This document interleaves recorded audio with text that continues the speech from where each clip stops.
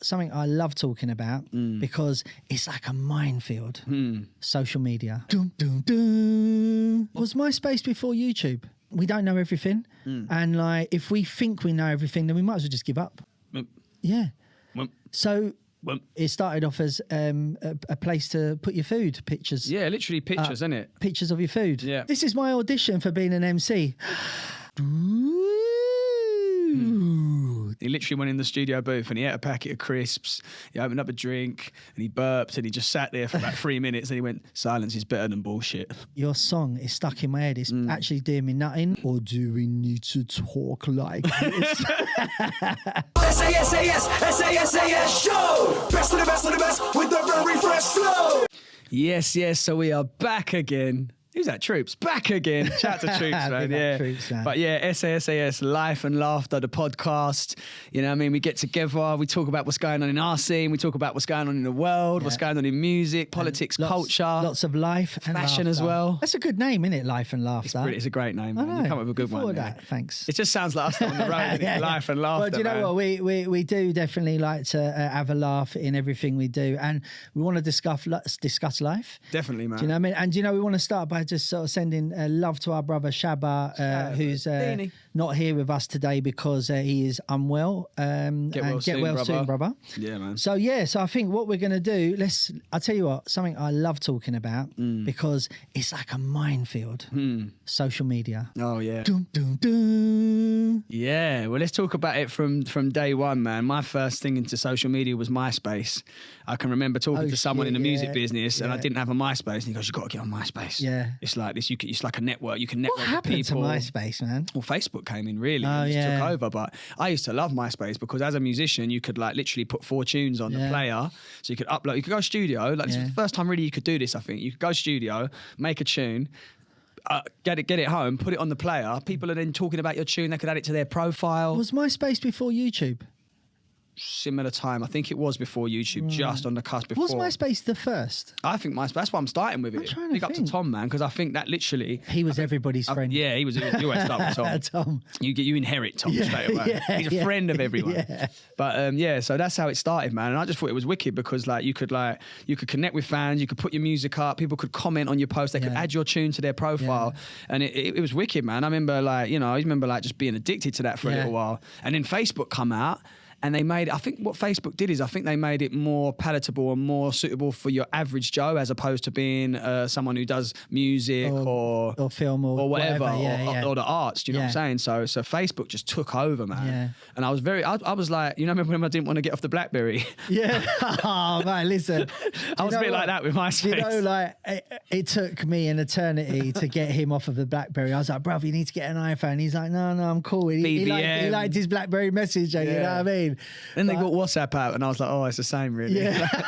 But anyway, we dragged him over to... Yeah, and I was the same, was my point. I was the same with MySpace. I just didn't want to disrespect and leave MySpace. I loved it so much. But in the end, needs must, went over to the Facebook. Do you remember the top friends on MySpace? That's what I'm saying. It was wicked, man. It was wicked. Do you know I had a famous top friend? Did you really? Yeah, Hernan Crespo. Well, he was in your top friends. No, I was in his top friends. Oh, really? I was so gassed. We'll talk about that later. Yeah, because I want to discuss about famous people we have met. Oh, okay, yeah. So, but the thing is MySpace, I'll tell you who was the king of MySpace when I always remember Dr. S. Gachet.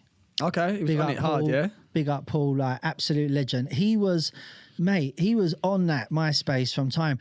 And do you know the maddest thing is, like, one of the people I thought done Facebook the best was Skibbs. He was like an absolute... It's funny because as all of the following social medias come and everybody's moved from Facebook over to them, Skibber still concentrated on Facebook. Yeah, even during lockdown when he was doing all the stars, and he's like, bruv, you need to get on the stars thing. And I was like, bruv, that's your thing. Like, just do that, innit? That's your thing. I had the same phone call, man. Yeah. Because that's I don't want to divert too much, but that's the great thing about Skibbs. He would always share the knowledge or share something. If he found something, you should be on. Yeah. I remember I done the same thing with Twitter. Yeah. He wasn't really aware of Twitter, and I said, Skibbs, man, get on the Twitter thing. It's really good, man. You can especially you being Skibber, you can like now connect directly with other artists and features and all that. Yeah. That's how I made a lot of connections with people in the grime scene back in the day. Oh, wicked. Through Twitter, you know what I'm saying? So I've kind of put him onto that as well. So do you remember that time when me and Skibber used to have our Twitter wars? Oh, it Do you was remember? crazy. Like what it Those is. wars were mad. Like, man would just be like, it'd be like tuning in to like, it's like some WWF thing. Man would like literally be like, because like Skibber, what Skibber used to call you? Can I say it? Team Wolf. Yeah, The guy at Team Wolf. Yeah, Man. there's a private joke there, which one day might be revealed. But he said that he laughed so much he actually got a 6-pack, and he used to always talk about that. But what it is, what I loved is, what people didn't know is when me and Skibber were going at each other on Twitter, we were on the phone laughing. So it was pure, like, on the face of it, everyone out there is thinking, right, are they at Is this it? getting a bit like... Yeah. Because some of the photos, man, like some of them... Maybe cancel culture would have shut some of those photos some of those down. photos. There's definitely one you put and say, oh, look, it's Harry and Skibber. Yeah, that one. You know what one I mean. That one would definitely get shut down now. But anyway. that was definitely the definition of fans and Do you know bants. what? Note to self, before the cast goes out, go and delete all old tweets. No, but you know what? The funny thing is me and Skibbs would be laughing. Yeah. And like literally, we'd be on the phone, just not talking, just laughing whilst doing the post. And what I loved was if anyone else tried to get involved, we both diverted our attention to that person. Yeah. Because I remember Billy Bunter, big up Dad, big up Dad. He got involved, or he tried to get involved. And like Skibber's like, bruv, have you seen Billy Bunter? And I was like, yeah, I just see that. And he went, right, come on. And didn't even say that. You both attacked on Just both it. went, and we just, so what it is, it's almost like, don't laugh and like retweet and share, but if you start trying to go at one of us, this is why I was appalled and disgusted that I was brought into it. I've just got the popcorn out, watching these two like go out with all these pics and like gunning each other. Obviously, it's all bants. And he tries to draw me, and he's like, "Oh, this is Harry and Skibber's next album cover." A very strange photo of the individuals. And I was just thinking, why are you drawing me in, man? I'm keeping quiet. Yeah, no, but the thing is, I didn't say nothing, man. I knew just out. Yeah, because you know, innit? But you know, Twitter was, you know, it was just. Do you know what it was? It's like, say the missus would be watching EastEnders or one of them shows like that, or and I'd just be sitting there. Like me and Skibbs would be just going at each other. And what it is, I always remember we got to the point where like he'd know, like I'd speak to him and I'd be like, oh yeah, I'm out all day. He's like, what are you doing? I'm like, oh, I'm out all day. I did it. And he'd attack me when I was out. So the post would be up there, bruv. The post would be up there 6 hours before I see it. And then I would call him and go, bro, and he'd just laugh. He wouldn't even speak. He'd just be laughing. He'd be like, huh? And I'd be like, right, are you ready? And do you know what I used to do? I'm not joking. This is the truth, yeah? I used to store pictures and images. I'd have them all stored up on my phone. If anyone picked up my phone, they'd think I was into some madness. But so you was getting a library of content to go at, man, I was ready just to in case. bam. Yeah, I was ready. That's a very clever thing to do. Yeah. I see that reminds me of something KRS-One said once. He said, if you're in the top 10 and you're a rapper, I have a battle verse for you that will destroy your career. Oh, really? So he was prepared. Right, okay. Who's number one? Oh, Nelly, yeah. Let's write one for Nelly or whoever it was. And he'd have stuff. He's like, just in case. Well, just in case you ever come heard at that me. saying? It's like preparation. Have you got folders in your phone, like shot folder, well, not no more. Shabba folder? I don't have them no more, but I did. I had one for everybody. Even people that I just met, I'll be like, oh, he's a nice one. Yeah, just in case. No, I'm only joking. But Twitter's good for that. Twitter's good for banter. And what I like about Twitter, if we're talking about the social media platforms, is I use it to this day. I still use it for debates, and I still use it to talk about music and films. And what I do with Twitter is I really interact with the audience. Do you know what I'm saying? Some people say they don't really know how to work their Twitter and stuff. With me, I think the whole thing is talking back to people. Yeah. Do you know what you mean? More Like so you than any mean other sort platform. of like having a conversation with them. I say, what do you think of that new blah blah film? The new what's Black Panther new film? Yeah. Right. So I say, and then I'll get like a whole thread off the back of that, and it's just that debate, it's that conversation. That's what I still use Twitter for. That's what I like about it. Do you think that one thing it's kind of relative, but one thing I always remember, and I say this, you know, and with the drum and bass community, what I love is like you can put a tweet out. Let's say you put a tweet out, and a fan can interact with you. Yeah. But let's say, for example, if Eminem put a tweet out and we replied, you ain't getting a reply. No. So what it is that's why I think the community that we have in drum and bass and jungle is so special, because like, you know, we're normal people. We are like our audience, our ravers, our fans. We dress like them. We do the same thing. Where did you start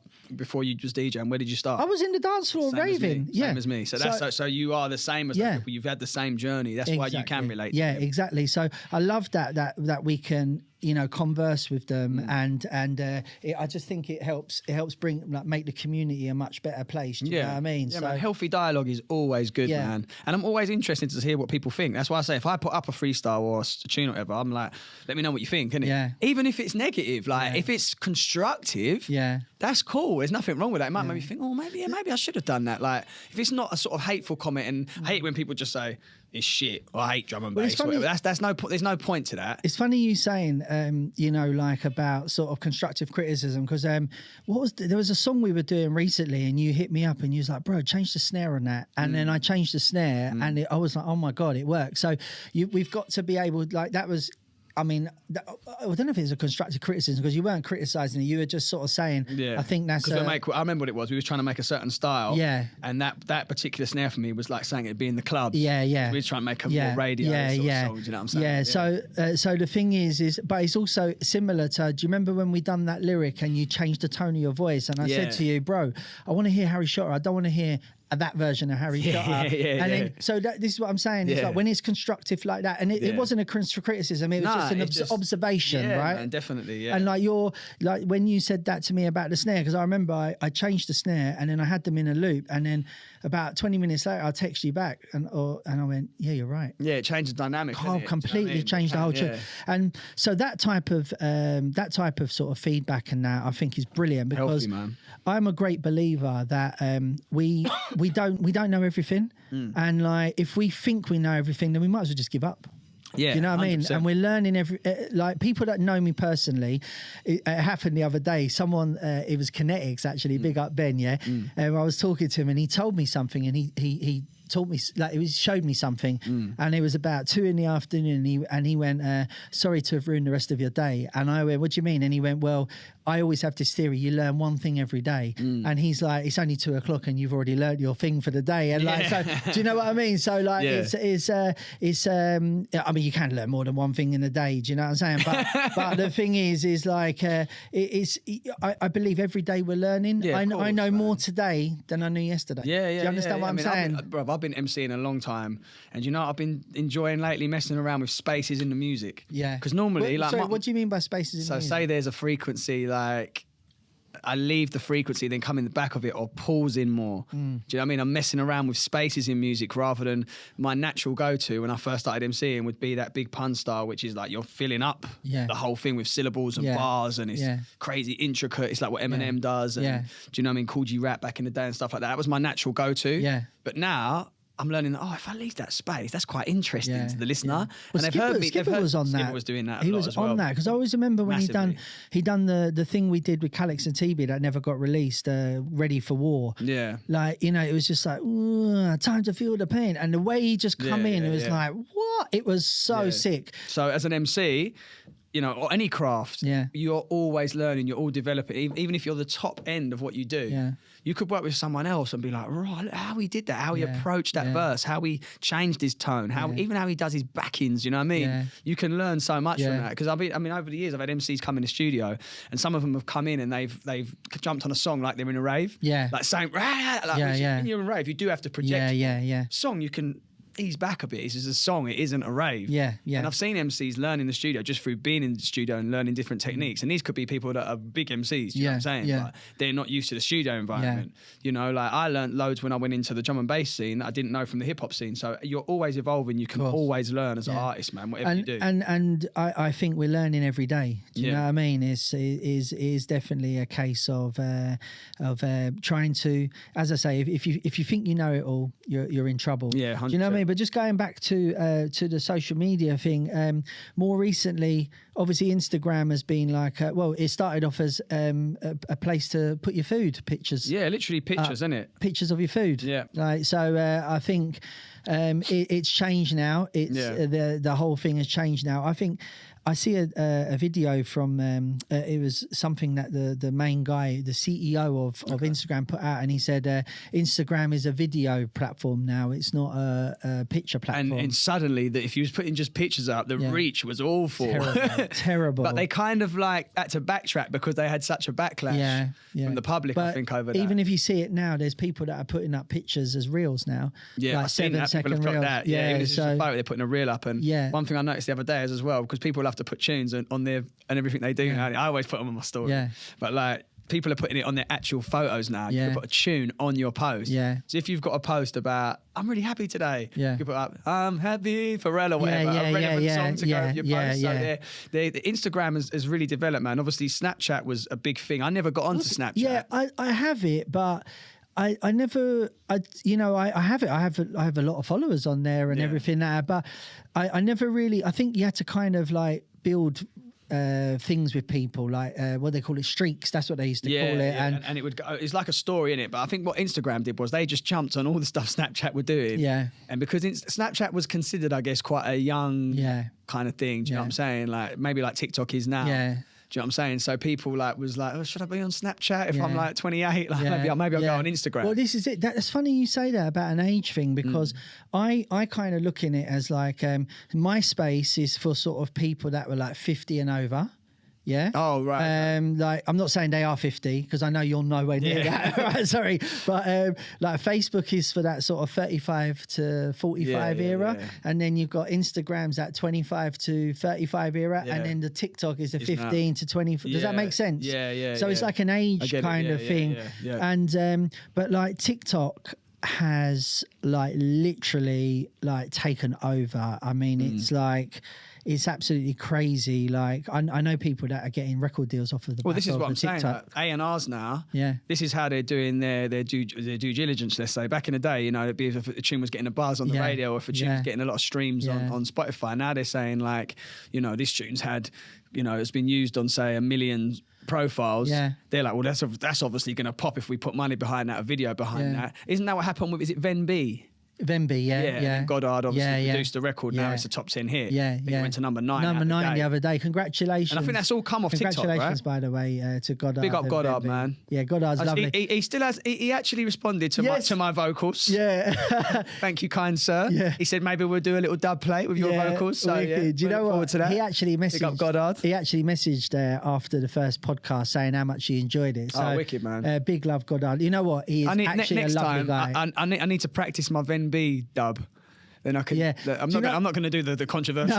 No. I want to get cancelled. Do you know what it is? Is like it's funny you say that, like, because we had a previous cast about cancel culture, but the thing is that was a very like touchy. You know what the lyrics in the song was, and I thought to myself, oh, this could go the wrong way, but it hasn't. It seems they just done a new version, innit, for the radio. Oh, have they? Yeah. Oh, I haven't heard that. Yeah, because I asked someone, I said, are you playing that on the radio that with that content in it? And he goes, no, they've changed the words. Right, okay. Because you know the thing is, that's the first song I can remember in a long, long time that I heard it once and the lyrics are stuck in my head. And this is like when I got it on promo ages ago, and I remember hitting up Goddard and I was like, yo, bro, your song is stuck in my head. It's actually doing me nothing. Like, but you know, LOL, I wasn't being in a nasty way because it was stuck in my head.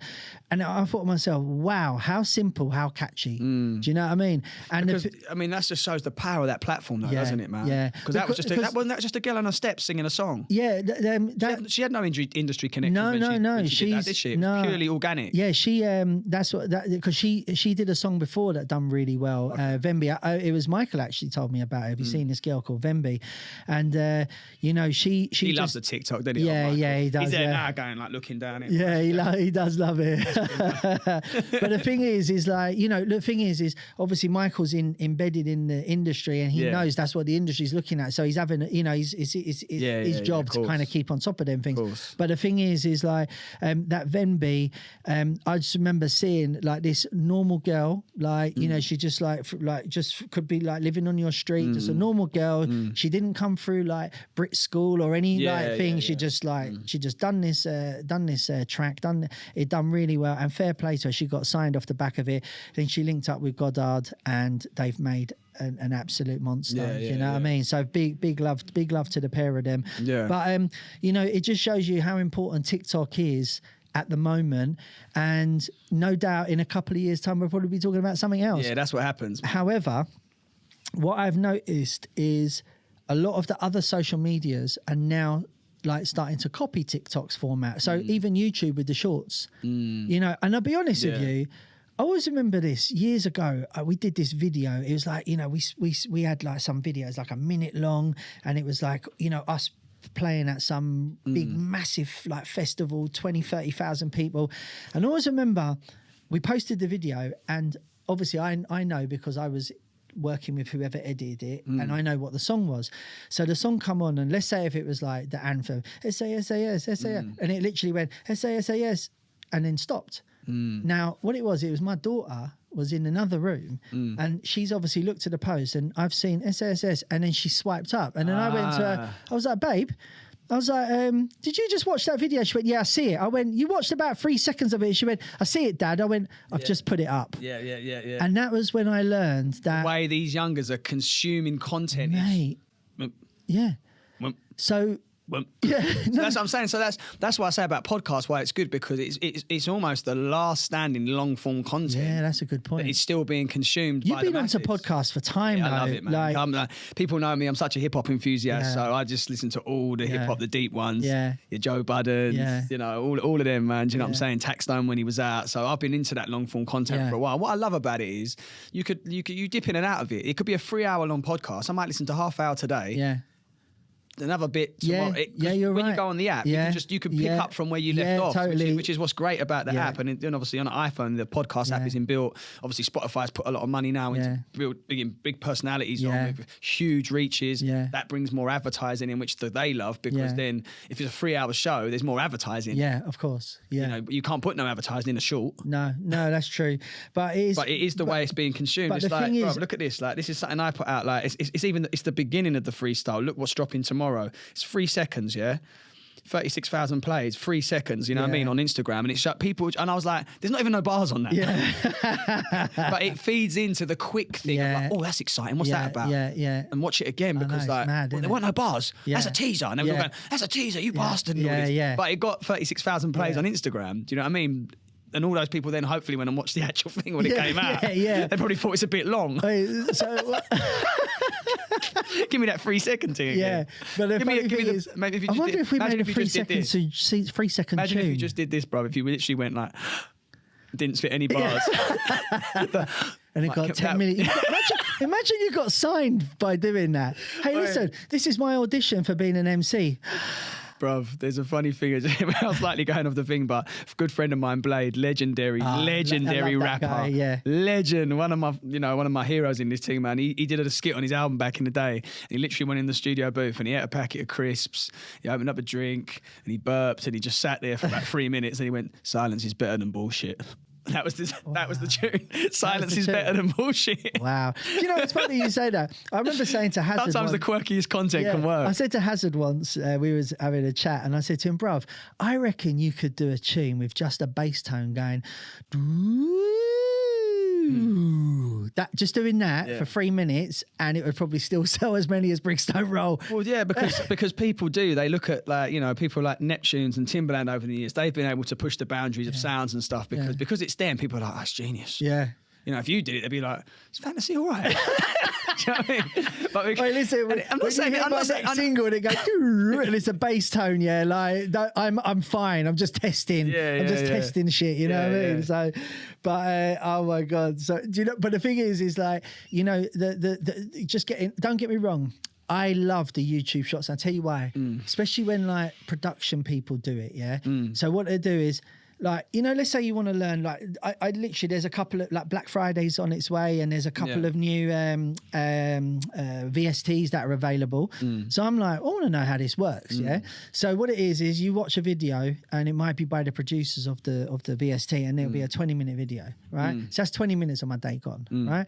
But there's YouTube shorts that are like 30 seconds or a minute, and they'll just literally do the whole thing, and I love it. I'm like, save that, go back to that. So I understand why, because I'm doing it myself. You're doing Do you it yourself. understand? Yeah. Do you understand what I Yeah, mean? man. So Yeah. that's why it is amazing. You're right about the podcast thing. The amount of times that I would listen to a podcast, like I did one the other day with a guy. You did it. Oh, with, yeah, Scott. man. Scott Yeah, House, yeah, yeah. yeah. So he hit me up and he's like, "Bro, can you check it before I want to post it up?" So I just went, put it on, put the headphones on, I went for a run. Yeah. And I listened to it. And I also, does anyone know about this, like listening to a podcast at 1.25 or 1.5? Oh, yeah, you can speed it up. Yeah, so I got a funny story, right? So But you can slow it down. I don't know why you want to have it like that. yeah, well, it's because my voice is probably deeper. That's Anyway, serious long form content. yeah. Maybe we should do that. Like, anyway, but the thing is, I tell you, I always remember this, right? My daughter, she came in and she was like, "Oh, everyone's going on about it." She said, "Dad, can I borrow your laptop? Because I want to watch this film." And I was like, "All right, go on then." So she's watched this film. I'm not joking you, bro. Me and the missus are watching a show. It's about 50 minutes. And next thing you know, she started watching it and then she put it down. She went, "Oh." And I was like, "What, you watched it already?" And she went, "Yeah." And I went, "But how long's the film? 45 minutes?" And she went, "No, it's an hour and a half." And I went, "But you've only been watching it 45." She went, "I watched it at double speed." Oh, wow. And I went, "Are you for real?" film? I didn't even know this was a thing, yeah? That's crazy. And I was like, "What do you mean you listen to it at double speed?" And so I said to her, "Play it to me." And I'm not being funny. It was going, "I was going down the road.